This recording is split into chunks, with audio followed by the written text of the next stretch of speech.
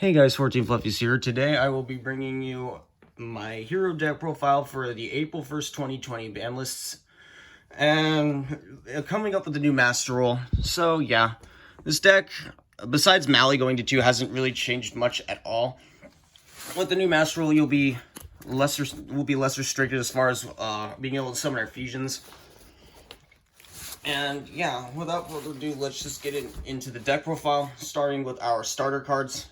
Of course, we have our 3 copies of Stratos that searches our heroes, as well as being able to pop back row. So, non-once per turn effect, which is excellent. Always play 3 copies of it. Most reliable normal summon by far. Then next up, we got 3 more copies of Stratos. 7 Stratos and 8 Stratos. These can search other things, of course, but as far as using them as starters, you'll be adding Stratos with them most of the time. And this is by far the biggest starter in the deck by far. It's a bomb as well. Very excellent. Hero Lives is amazing, and in hindsight, it does rightfully deserve to stay at 1, because if it was any higher of a ratio, it'd be heroes would be ridiculously consistent. And then continuing on, we got our 3 copies of Ferris. This card is an excellent starter. It's also an excellent extender that and most of the time with your Stratos search, you'll be adding Ferris, because it's kind of hard to access any other way. You can search it with Shadow Mist, but by the time you get to that point in the combo, you've already sent Shadow Mist from Vion, which would mean that you've already used Ferris most of the time. So yeah, and continuing off with our starters, last 3, we have our Fusion Destiny. This card is marginally weaker with Mally at 2, but at the same time, though, with the Master Roll revision, you will be able to actually summon your fusions to main monster zones, which makes this card a lot more flexible.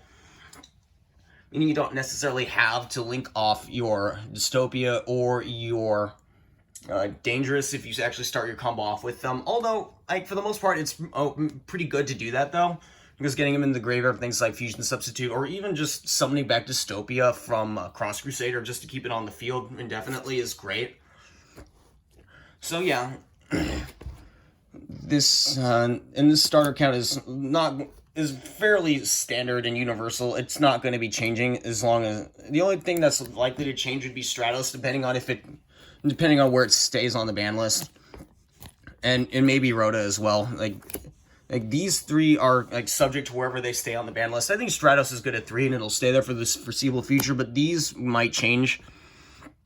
I don't think that any of these will be banned, but there may be a time in the future where Rhoda or Hero Lives come off the limited section. I'm sorry if my voice is a little coarse. This is like my 3rd time trying to record this profile today. I think the first time, like, the camera recorded at the wrong angle because of the phone just not being properly angled. Actually, that's the second time. The first time, I wasn't at all satisfied with the recording, so I kind of just scrapped it and started over.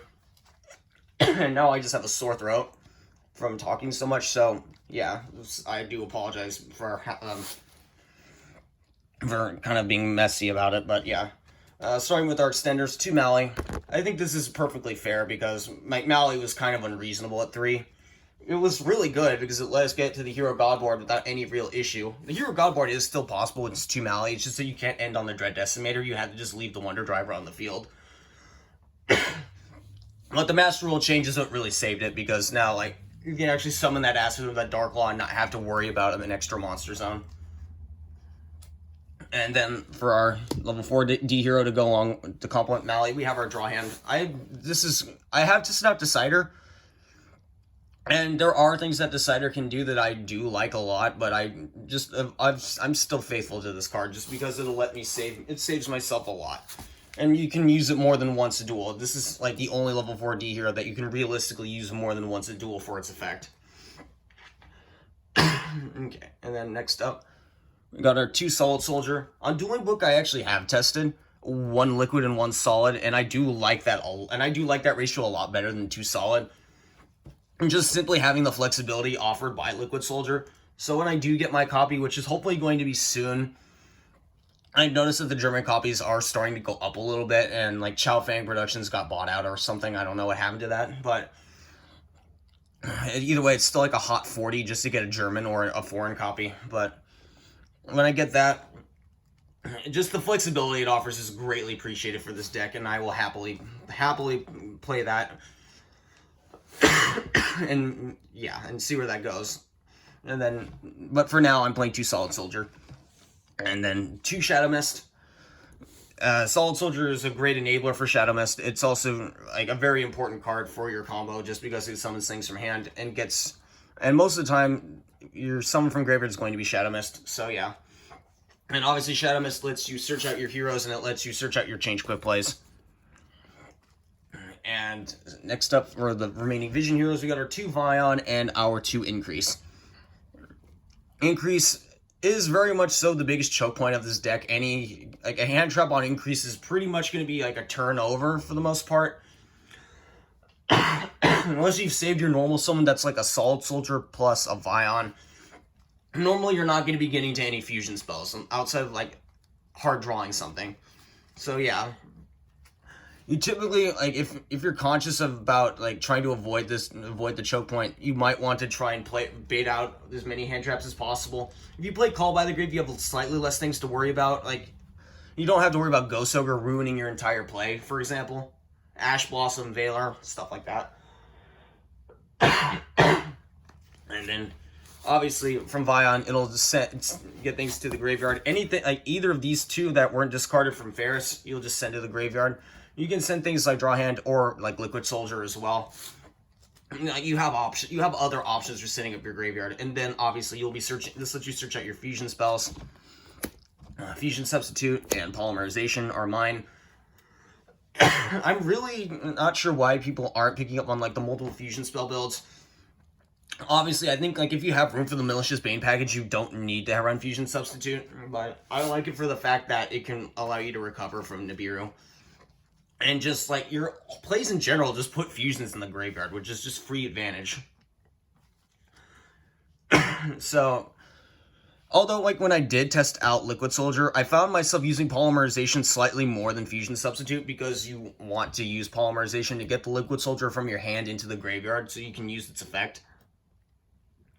Which is fair enough. I mean, like, it just makes these 2 have, like, equal usage, which is fine. It makes the deck more of it allows the main deck to have more toolbox flexibility, which is something I endorse a lot, because I feel like having a toolbox flexibility type strategy, especially for heroes, is not something that they have, because they're in a deck that's just, like, they solve all their problems in the battle phase. They gain most of their advantage, like, in very linear ways. Like, it's all just, like, searching cards that don't necessarily help you as much as they could.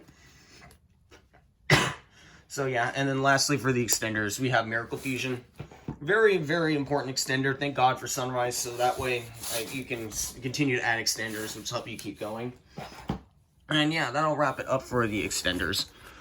Overall, super solid and super happy with that.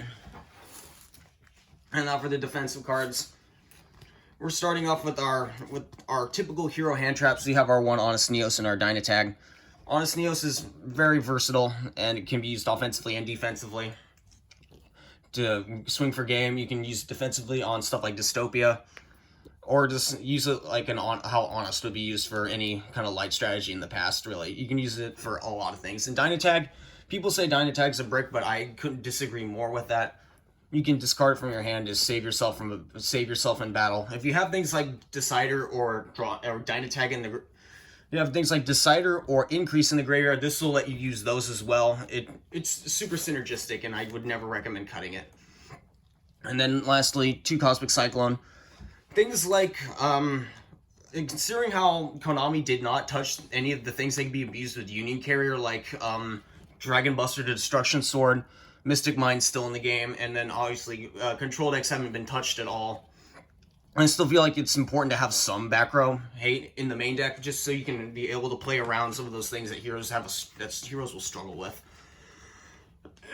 And obviously, if you're using this against any kind of back row deck, you wait for them to flip their floodgates and then respond to it. You have to be reactive with this card. Don't be proactive, be reactive. Same thing goes with Twin Twister when I get to the side deck. And that will do it for our defensive cards. A low count on defensive cards is acceptable considering how this is a very aggressive OTK strategy. And you typically want to have more bombs and more starters, extenders, and all that stuff so you can keep going. And then speaking of bombs, let's go into bombs now. We have our one plasma. This is the only bomb that I'm playing that's actually versatile enough to be used going first and second. Obviously, when you're going first, you want to end on this with your board if at all possible. Like the Hero God combo, the Hero God board doesn't facilitate this card at all, but realistically, just like the 3-card combo of solid Stratos and either Shadow Mist or Mala, you just get you anything you want. But this is a great card for a lot of matchups. Maybe not quite as good against combo, but the Altergeist can sometimes struggle with getting over this card because it turns off Meliseek, Multi-Faker, Sequoideus, and all that stuff. Overall, it's kind of just skill drain, so, pretty good. And it can also, equip cards your opponent controls, so, yeah, pretty good. And then next up, for the rest of our bombs, these are just cards that are hard meant to go second. So we have our 1 Mind Control. I'm kind of upset that it's at 1. I played this card at 2 for the longest time, and I absolutely loved it at 2. It overperformed every time I went to locals with it. But yeah, I think it's for the best considering how it is really strong. And it's really good at enabling cross-sheep in this deck, which is the main reason why I even play this card. Because breaking boards while building boards is excellent, obviously, which goes in line with the next card, which is 3 Super Poly. Considering how Shaddolls and Salamangreat didn't get touched at all in this last ban list, I feel like this card is very important to have because this lets you deal with the really annoying boards of Winda Kaliga or turning off the Salad back row, stuff like that. Anything that ends on multiple darks, you can just completely wreck with this card. Dragon Link are vulnerable to this card. There are some matchups where I do question it though. Like Dinosaurs sometimes can end on boards that are susceptible to Super Poly, but sometimes they don't end on boards that are susceptible to Super Poly. It's all that stuff, and obviously against control decks, you don't want Super Poly at all. And yeah, it's just it's either amazing or it's useless. It's just one of those two things, and it's very format dependent. But I think for this format, it's going to be great. And that will wrap up for the bombs. All these bombs are meant for breaking boards, which is what you need them to be. And then for the last 3 cards that don't fall into any particular category because they're that versatile, of course, Mass Change. And because they can be used defensively, it can be used as an extender, it can be used as a bomb, it can just be used as so many things. It's ridiculously accessible. It's ridiculously good. Not as accessible as I'd like it to be, since Shadow Mist is the only thing that can search it. I really wish that there was another way we could access it, but I feel like this is by far one of the best cards in the deck by far. As far as spells go, it's so versatile. And that will wrap up the main deck at 40 exactly. I don't really like playing more than 40 cards in Heroes because it kind of goes against this deck's biggest strength, which is its consistency. And yeah, you want to be able to open up as many of your plays as possible, as consistently as possible. So that's why I feel like running 40 is the optimal decision. And moving on to the extra deck. Starting off, we have our one Dian. I was flip-flopping between Dian and Adoration ever since the new Master Rule, ever since the new ban list was announced, just because I really didn't know what I wanted to cut to make room for the Super Poly targets. I know it was either my choices were this, Adoration and Blast. However, I feel like this is probably the most important one to keep in the main deck. If I was only playing one Solid Soldier, I would just cut this and I would have kept Adoration in. But I don't know. It was really hard to make this decision. I feel like this is obviously exceptionally subject to change. If I do get the Liquid Soldier, there's no reason to run this. This will just be an Ab-Zero. I may not even have room for Acid, but it's fine. And if Super Poly is not that great of a card this format, I may just cut my Super Poly targets and cut Super Poly and then make more room for other things. So it's really just dependable. And then next up for cards that you absolutely are calling to play, you're always going to want to play Dystopia because obviously it's the deck's dry and it lets you win in time. It's just excellent.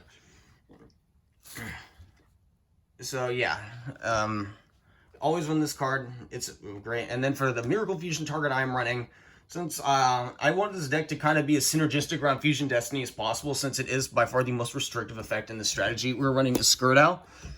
I feel like this card is just really underestimated in general. It's very underrated. I feel like it's really good. It's always going to be a free body. Sometimes it will be boosted, sometimes it won't. It really won't matter. It's almost never going to be boosted by a substantial amount by its own effect. Like when I've tested it, it's normally only boosted by maybe 100 or 200 points, but it can make a difference. It's still an excellent card, and it's a dark, so you can't really go wrong with it outside of like your opponent having super poly. And this card kind of like makes up for the fact that I don't have Adoration, because the only situation where you would make Adoration realistically now would be if you have 2 Vision Heroes specifically on the field, whereas this is an E hero plus a dark, so like either or really. Like if you have to fusion someone with 2 fusion materials, you can normally make this regardless. And then Trinity kind of also alleviates the need for the kind of lack of Adoration as well, because it's just 3 heroes. Sure, there are some certain situations where you may not have the 3 heroes, but that's very rare, to be honest. And Trinity is just an excellent card that just wins games on its own. So I couldn't recommend ever not running this card. It's that good. And then, speaking of cards that are amazing, Sunrise is amazing. It's the only reason. Well, it's not the only reason. This card allows so many things. It searches your Miracle Fusion, which is excellent. It boosts your attack points by 200, equal to the number of different attributes. It lets you pop cards when other heroes declare attacks. It's just excellent. It's so good. And yeah, this card is amazing. The only thing that I kind of have a gripe about is the fact that it's level 7, which means that you can't really use Form Change with it. But Form Change is kind of a very niche card that is not really that useful right now, because the change quick play you'd rather search is always going to be Mass Change. And then continuing on, we have our 2 Dark Law. This is the only reason this deck can go first. And this is just obviously old school. Well, for me it's old school because I've been playing Dark Law ever since day 1 playing this deck, but old school, just control the board. It's still really great against the metagame. It'll always be good. It'll never not be relevant in some way. And then lastly, for the final hero and the final fusion hero, we have our Destiny Hero Dangerous. Obviously, this card just lets you have anything you want when you have Fusion Destiny. Just sending the Mali and the Shadow Mist is excellent. And it can also discard cards and send more Destiny Heroes to the graveyard, so it can offer even more setup, as well as have minor boost, as well as boost other Destiny Heroes attack points. That effect doesn't come up often, but it still is somewhat useful.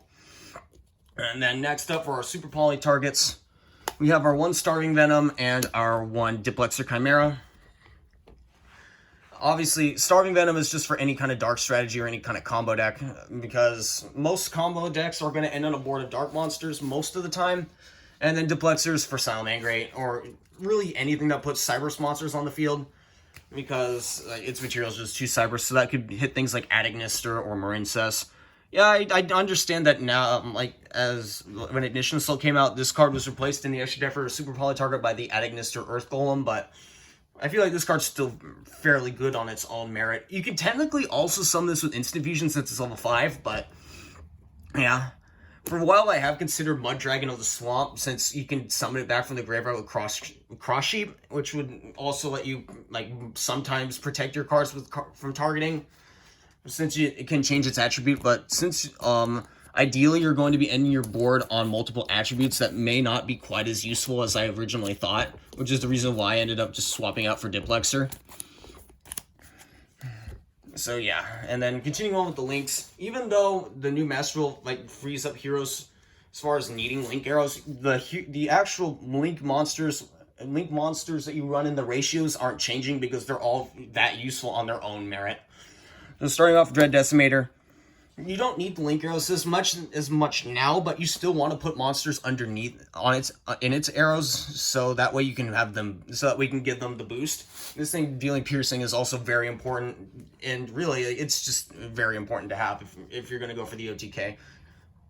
It's not you're not going to be making it quite as much now though, since Mali is 2. The third Mali was you'd normally use your third Mali to link into this, but you may not use it as much, but it's still something very important to have. And then 1 Wonder Driver, You can still make the Hero God board like I think I mentioned earlier because you need to have that last link arrow to be able to summon that acid or that second Dark Law. And you can just end on the Wonder Driver, which could let you float into things from your hand. And then obviously Wonder Driver can also let you reset your fusion spells or change quick plays. Things like Super Poly, Mass Change, all that stuff. Just extra utility. And then 2 Cross Crusader, your main combo extender out of the extra decking for your plays, along with Cross Sheep. Both of these do deserve an OTS rarity bump. Please, Konami, please do that. At least Cross Sheep. That one definitely deserves it because it's a rare. So yeah, and obviously Cross Sheep is amazing. It does kind of suck that it can just all of its effects can lose to Ash Blossom because of its ritual effect. Really suck that way, but it is what it is. But this deck is fairly competent at chain blocking, so I'll just say that much. And that will do it for the extra deck. Sorry if I wasn't able to be quite as in depth about it as possible. This is my third time talking about these cards today by far, and it's really I'm just tired. And yeah, into the side deck. I have the side deck organized a little bit differently than I have done it in the past. I have it kind of structured where I have 5 cards for one type of strategy, 5 cards for another, and then 5 cards for another. So starting off, we have my cards for going second against combo. We have our 2 Sphere Mode and our 3 Dark Ruler. These are just made for breaking the board and just being able to reestablish control of the game. Sphere Mode is kind of the weaker of the two, because hence why I'm citing less copies of it, but heroes can still make plays without their normal summon. As long as they have Ferris, Fusion Destiny, or Hero Lives, they're fine. You still could potentially inflict damage, but most of the time you just want to end on Plasma. Blanket negate its effect and then attach this, so that way your opponent can't make link plays out of it. And then Dark Ruler, this just blanket negates their effects, so that way you can just start swinging over their cards and then making a board after you break it. So yeah, very, very, very useful, very important cards. I'm not too sure how Sphere Mode will perform without Spiral in the meta. The combo decks say Dragon Link will still probably be susceptible to this. If Synchro Spam still somehow manages to be a thing, obviously this will still be really good against them. And yeah, and that'll do it for combo. And now for my side-in against for control. Starting off, Dynamaster Pankratops. This card's honestly just great in general on its own merit. Every time I've ever cited this in and seen it, it is overperformed. So yeah, it's just an excellent card. I did want to try it out in the main deck, but I really feel like it was just kind of way too conflicting with a lot of other things. If you summon this, you're obviously locked out of Cross Crusader. This with the Hero Lives is kind of tricky as well, because your opponent just has one monster, then you have to pick between this or a Hero Lives, which is kind of sucky. And then next up, we have 3 copies of Twin Twister. Very versatile card. I don't know if in a perfect world, if I had access to Lightning Storm, I would probably consider Lightning Storm over this. But I do like how Twin Twister is a quick play, giving that more reactable depth to its play, which is normally the way how you want to use your spell and trap removal with a strategy like this. You typically want to wait for your opponent to flip the card that would actually stop you and then react to it, which allows you to not give up more resources than necessary. The discard aspect of this card is great. Same thing with Super Poly, because you can discard a combo piece and just keep going. And then yeah, and lastly we have Run Red Reboot for just blanket stopping anything and locking them out of their back row for the rest of the turn. And on to our siding cards for going first. First off, we've got 2 Anti-Spell Fragrance. This card is just great for anything that has an engine that relies on spell consistency. It also allows us to stop things like Dark Ruler. It allows us to preemptively stop things like Dark Ruler. Or anything that could potentially just break our board. Things like Dark Ruler, Mind Control, anything really. And then next up, we have our 3 Solemn Judgment. This will allow us to stop the things that Anti-Spell can't. This will hit the evenly matched. This will hit the the Twin Twisters of the Cyclone that they would chain to Spell Fragrance. The only thing that these two can't stop collectively is Super Poly, which is unfortunate, but it is what it is, really. I mean, Super Poly is just a really hard card to stop in general. So yeah, that will do it for the deck profiles. I really wish I could have gone more in depth, but then again, like this is, like I've said before, this is my 3rd time recording this today, and my throat hurts, and I just want to rest. So yeah, thank you guys for watching. I hope you guys enjoyed, if you did somehow, and if you did, please leave a like, comment, and subscribe. If you dislike it, leave a dislike, and then leave a comment telling me what I could have done better, or just call me a faggot, I don't know. So yeah, thank you guys for watching, and I will see you guys in the next video.